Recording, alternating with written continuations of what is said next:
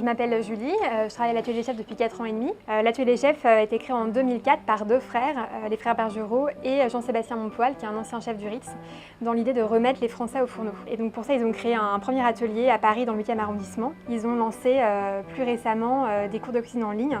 L'idée, c'est que chaque soir à 19h, on cuisine une recette en live avec un chef. Et donc on peut lui poser toutes nos questions, il y répond en direct. Moi, à l'Atelier des Chefs, je suis en charge du pôle digital, qui regroupe 3 activités. La première, c'est tout ce qui est marketing digital, donc qui concerne l'acquisition de trafic, l'optimisation de la conversion. La deuxième, c'est tout ce qui est développement web. Et troisième volet, le développement des services digitaux de l'Atelier des Chefs, notamment iChef, donc voilà, comment rendre accessible la cuisine au plus grand nombre via le digital. Voilà, c'est pas forcément évident de tout faire bien du premier coup, donc on a voulu se faire accompagner par une agence de conversion. Et dans cette optique-là, ils nous ont conseillé, avant de faire de l'A/B testing, de faire des tests utilisateurs pour identifier en fait les points d'amélioration possibles et de voir notamment comment était perçu le service iChef par les visiteurs du site. Est-ce qu'ils comprenaient bien en fait que c'était pas comme des vidéos de cuisine qu'on trouve partout sur YouTube. Puis voilà, voir si le parcours sur le site était logique ou pas. Ça s'est très bien passé. On leur a exposé en fait nos besoins, voilà, nos doutes un peu sur iChef, ce qu'on imaginait faire bien, ce qu'on imaginait faire moins bien. Ensuite, ils nous ont proposé un protocole de test avec différents scénarios qui allaient être testés par les utilisateurs. Donc assez rapidement, ils ont compris les enjeux et on a, en quelques allers-retours, eu un scénario qui était opérationnel. C'est très intéressant, notamment parce que là on a mixé des tests avec des questionnaires en ligne et des tests vidéo. Donc ça permet d'avoir à la fois le côté quantitatif, avoir des stats, et le côté quali, où via la vidéo on voit des témoignages de clients qui sont assez enrichissants.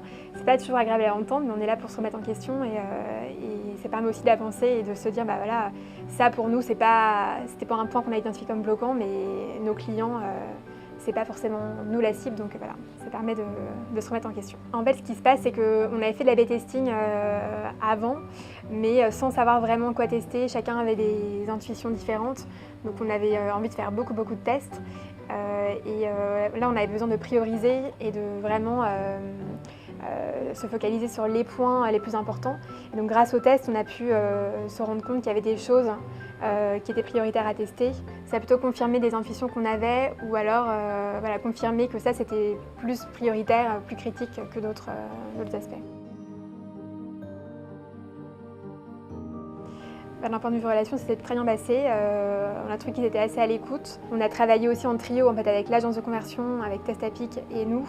Et j'ai trouvé qu'ils avaient été assez réactifs. Voilà, nous, on voulait mettre en place les tests assez rapidement pour mettre l'A/B testing en place dès l'été. En quelques semaines, on a eu le protocole validé et les tests et le livrable ensuite plutôt efficace. Ce qui était intéressant, c'est que la cible, donc on a indiqué qui était notre audience actuelle. Et du coup, grâce à la techno Testapic, on a pu avoir un panel d'utilisateurs qui ressemblait à notre audience, donc plutôt des femmes, plutôt dans des petites villes ou zones rurales. Et puis ce qui était intéressant aussi, c'est qu'on avait un mix de niveaux, on va dire, avec Internet, pour ne pas avoir que des gens très aguerris et du coup qui auraient trouvé le parcours peut-être hyper simple.